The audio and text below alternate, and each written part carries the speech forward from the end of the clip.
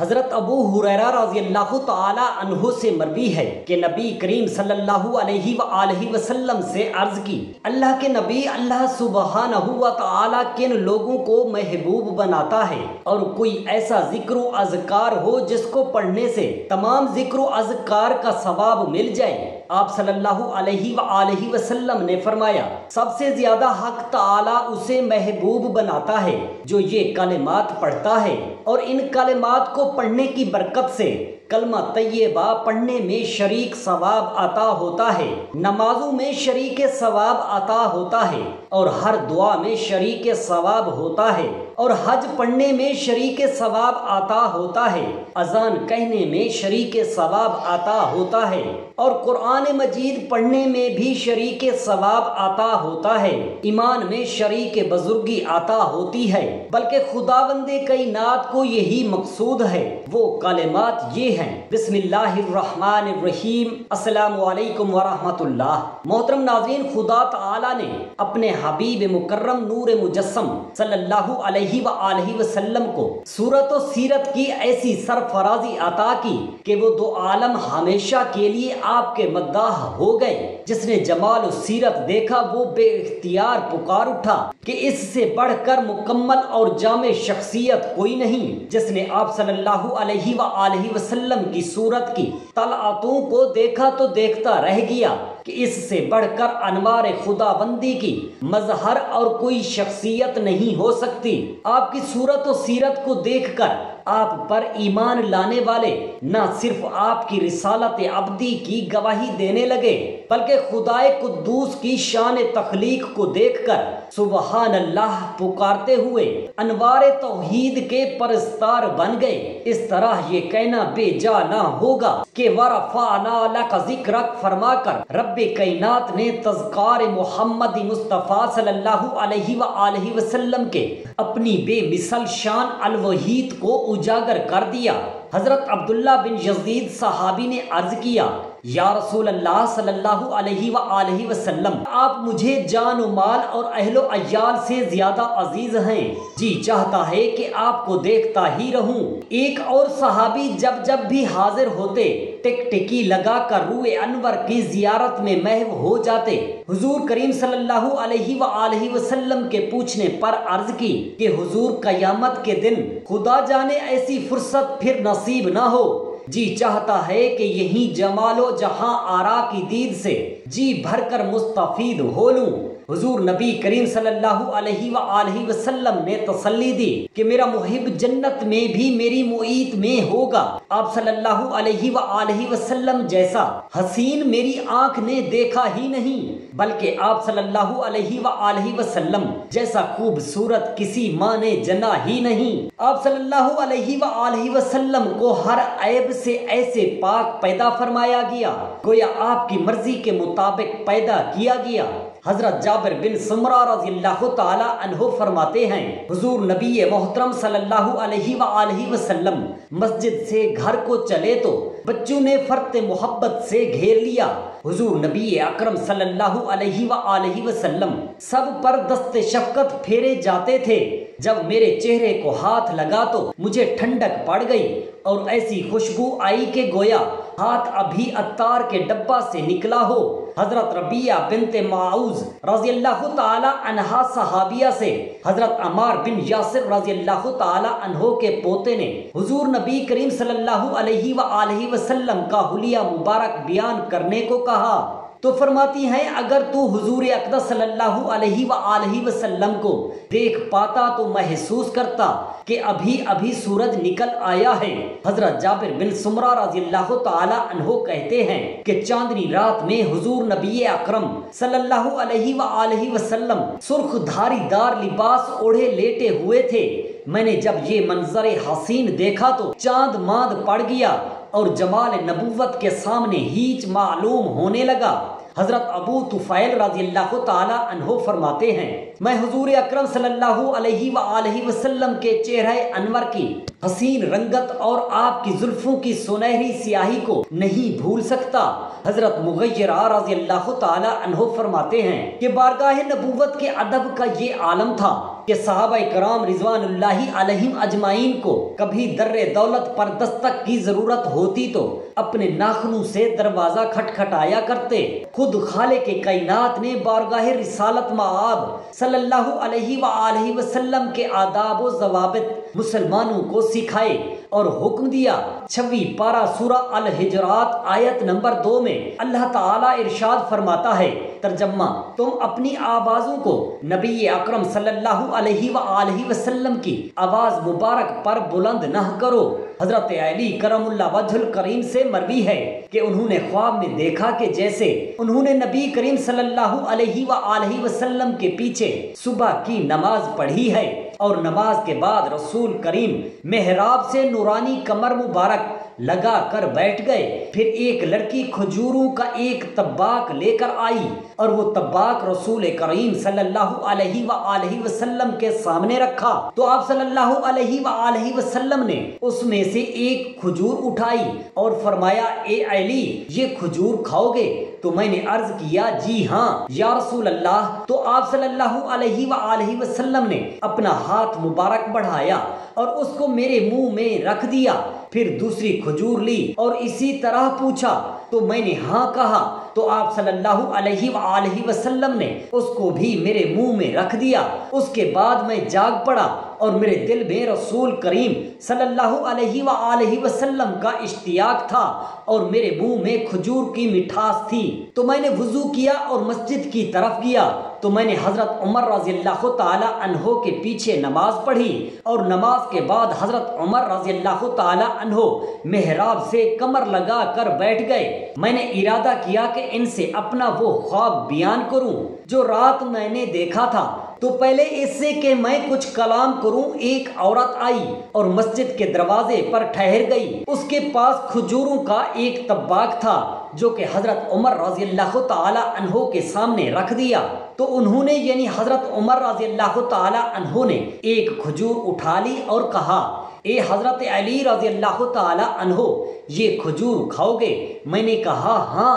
تو انہوں نے کھجور میرے منہ میں ڈال دی، پھر دوسری کھجور ہاتھ میں پکڑی اور پہلے کی طرح مجھ سے پوچھا تو میں نے ہاں میں جواب دیا اور وہ بھی پہلے کی طرح میرے منہ میں کھجور ڈال دی۔ پھر باقی کھجوروں کو جو دائیں بائیں موجود تھے ان میں تقسیم کر دیا، لیکن میں ان سے یہ خواہش رکھتا تھا کہ وہ اور دیں۔ تو فرمایا کہ میرے بھائی، اگر رات خواب میں رسول اللہ صلی اللہ علیہ وآلہ وسلم نے آپ کو زیادہ کھجوریں دی ہوتی تو ہم بھی زیادہ دیتے۔ جناب علی کرم اللہ وجہ الکریم فرماتے ہیں، میں نے تعجب کیا اور خیال کیا کہ جو کچھ میں نے گزشتہ رات دیکھا تھا اللہ تبارک و تعالی نے ان کو مطلع کر دیا تو میری طرف دیکھا اور کہا، اے علی رضی اللہ تعالی عنہ، مومن دین کے نور سے دیکھتا ہے۔ میں نے کہا، اے امیر المؤمنین، آپ نے سچ کہا، میں نے ایسے ہی دیکھا تھا اور ایسا ہی طعام اور اس کی لذت میں نے آپ کے ہاتھ سے پائی جیسے کہ میں نے رسول اللہ صلی اللہ علیہ وآلہ وسلم کے ہاتھ مبارک سے پائی تھی۔ حضرت ابو ہریرہ رضی اللہ تعالی عنہ سے مروی ہے کہ نبی کریم صلی اللہ علیہ وآلہ وسلم نے فرمایا، جس نے کسی غلام کو آزاد کیا تو اللہ تعالیٰ اس غلام کے ہر عضو کے بدلے میں آزاد کرنے والے کے ہر عضو کو جہنم سے بچائے گا۔ اور فرماتے ہیں، جو بندہ اٹھتے بیٹھتے چلتے پھرتے کام میں ہو یا راحت و سکون میں ہر پل نبی کریم صلی اللہ علیہ وآلہ وسلم پر درود شریف بلند کرنے والے کو سب سے زیادہ حق تعالی محبوب بناتا ہے۔ درود شریف پڑھنے کی برکت سے کلمہ طیبہ پڑھنے میں شریک، نمازوں میں شریک، دعا میں شریک اور حج پڑھنے میں بھی شریک، اذان کہنے میں شریک، قرآن مجید پڑھنے میں بھی شریک، ایمان میں شریک، بلکہ خدا بند کائنات کو یہی مقصود ہے کہ آقا دو جہاں حضرت محمد صلی اللہ علیہ وآلہ وسلم پر درود شریف بھیجا جائے۔ حضرت معاذ بن انس رضی اللہ تعالی عنہ سے روایت ہے کہ جناب رسول اللہ صلی اللہ علیہ وآلہ وسلم نے ارشاد فرمایا، جس شخص نے غصہ کو پی لیا حالانکہ وہ اس کو نافذ کرنے پر قدرت رکھتا تھا، اللہ تعالیٰ اس کو قیامت کے دن تمام مخلوقات کے سامنے بلائے گا، حتیٰ کہ اس کو اختیار دے گا کہ حوروں میں سے جس کو چاہے لے لے۔ حضرت ابن عباس رضی اللہ تعالی عنہما فرماتے ہیں، جناب رسول خدا صلی اللہ علیہ وآلہ وسلم نے ارشاد فرمایا، 3 کام ایسے ہیں جس شخص کے پاس ان میں سے ایک بھی ہو اس کو حور عین کے ساتھ شادی ہو جائے گی۔ نمبر 1، وہ شخص جس کے پاس ضرورت کی امانت خفیہ طور پر رکھی گئی ہو اور اس نے اس کو خوف خدا کی وجہ سے ادا کر دیا، وہ جنت میں حور عین سے شادی کرے گا۔ نمبر 2، وہ شخص جس نے ہر فرض نماز کے بعد قل هو اللہ احد پوری سورہ اخلاص کی تلاوت کی، وہ بھی حور عین کے ساتھ شادی کرنے کا مستحق ہوگا۔ محمد بن حسین بغدادی رحمت اللہ علیہ فرماتے ہیں کہ 1 سال میں حج کے لیے گیا، ایک روزہ مکہ مکرمہ کے بازاروں میں پھر رہا تھا کہ ایک بوڑھا مرد ایک لونڈی کا ہاتھ پکڑے ہوئے نظر آیا۔ لونڈی کا رنگ بدلا ہوا، جسم دبلا تھا، چہرے سے نور چمکتا تھا اور روشنی ظاہر ہوتی تھی۔ وہ ضعیف شخص پکار رہا تھا کہ کوئی لونڈی کا طلبگار ہے، کوئی اس کی رغبت کرنے والا ہے، کوئی اس کی وجہ میں دینار سے بڑھنے والا ہے۔ میں اس لونڈی کے تمام عیبوں سے بری الذمہ ہوں۔ راوی کا بیان ہے، میں اس کے قریب گیا اور کہا کہ لونڈی کی قیمت تو معلوم ہو گئی، مگر اس میں عیب کیا ہے؟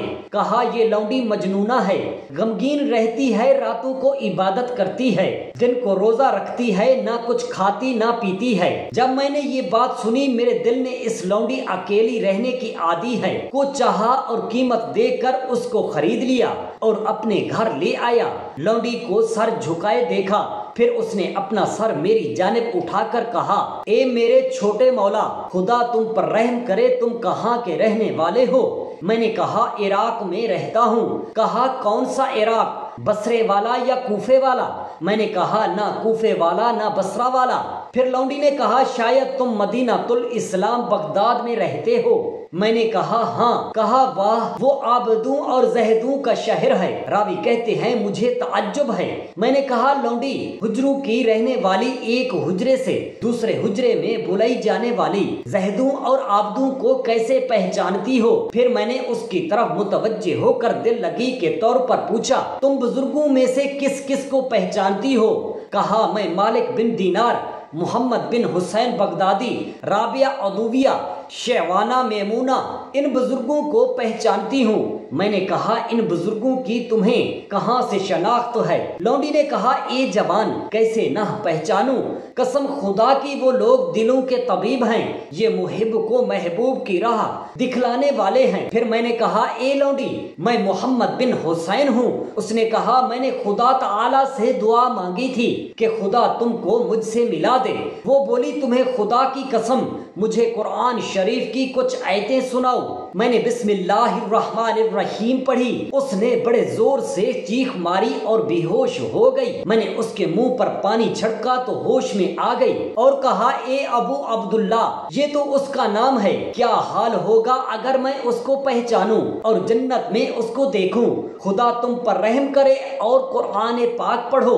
میں نے یہ آیت کریمہ پڑھی، یعنی کیا گمان کرتے ہو جنہوں نے گناہ کیے ہیں کہ ہم ان کو ایمان والوں اور نیک عمل والوں کے برابر کریں گے؟ ان کی موت اور زندگی برابر ہے، برا ہے جو حکم کفار لگاتے نہیں۔ اس نے کہا اے ابو عبداللہ، ہم نے نہ کسی بت کو پوجا اور نہ ہی کسی معبود کو قبول کیا، پڑھتے جاؤ خدا تم پر رحم کرے۔ میں نے پھر یہ آیت پڑھی، یعنی ہم نے ظالموں کے واسطے آگ تیار کر رکھی ہے، ان کے ارد گرد آگ کے خیمے ہوں گے، اگر پانی طلب کریں گے گرم پانی پگھلے ہوئے تانبے کی مثل پائیں گے جو ان کے چہرے جھلسا دے گا، ان کا پینا بھی برا ہے اور آرام گاہ بھی بری ہے۔ پھر کہا اے ابو عبداللہ، تو نے اپنے نفس کے ساتھ نا امیدی لازم کر لی ہے، اپنے دل کو خوف اور امیدوں کے درمیان آرام دو اور کچھ قرآن پاک پڑھو، خدا تم پر رحم کرے۔ پھر میں نے پڑھا، بعض چہرے قیامت کے دن خوش حشاش بشاش ہوں گے۔ مجھے سخت تعجب آتا ہے کہ میں اس جزیرہ میں بت کی عبادت کیا کرتا تھا، میں اسے پہچانتا نہ تھا، اس وقت بھی اس نے مجھے ضائع نہ کیا، تو پھر جب میں اسے جاننے لگا تو اب وہ مجھے کس طرح ضائع کر دے گا۔ 3 دن بعد ایک شخص نے مجھے آ کر خبر دی کہ وہ نو مسلم مر رہا ہے، اس کی خبر لو۔ یہ سن کر میں اس کے پاس گیا اور پوچھا کہ تجھے کیا حاجت ہے؟ اس نے کہا، کچھ نہیں، جس ذات پاک نے تجھے جزیرے میں پہنچایا ہے اس نے میری سب حاجتیں پوری کر دی ہیں۔ عبد الواحد فرماتے ہیں، مجھے وہاں بیٹھے بیٹھے نیند کا غلبہ ہوا اور میں سو گیا، کیا دیکھتا ہوں کہ ایک سرسبز باغ ہے، اس میں ایک قبا ہے اور مکلف تخت بچھا ہوا ہے، اس پر ایک نہایت حسین و جلیل اور نو عمر عورت جلوہ افروز ہے اور کہتی ہے، خدا کے لیے اس نو مسلم کو جلد بھیجو، مجھے اس کی جدائی میں بڑی بے قراری اور بے صبری ہے۔ اتنے میں میری آنکھ کھلی اور دیکھا کہ وہ سفر آخرت کر چکا تھا۔ میں نے اسے غسل و کفن دے کر دفن کر دیا۔ جب رات ہوئی تو خواب میں وہی قبا اور وہی باغ اور تخت پر وہی عورت اور پہلو میں وہی لڑکا جو نو مسلم کو دیکھا کہ وہ یہ آیت پڑھ رہا ہے۔ ترجمہ، اور فرشتے ان پر یہ کہتے ہوئے ہر دروازے سے آئیں گے کہ سلامتی ہے تم پر، پس کیا اچھا بدلہ ہے آخرت کا۔ اللہ تبارک و تعالی سے عاجزانہ دعا ہے ہم تمام مسلمان بہن بھائیوں کو روز محشر آپ صلی اللہ علیہ وآلہ وسلم کی شفاعت و زیارت نصیب فرمائے، آمین یا رب العالمین۔ جزاک اللہ خیرا کثیرا۔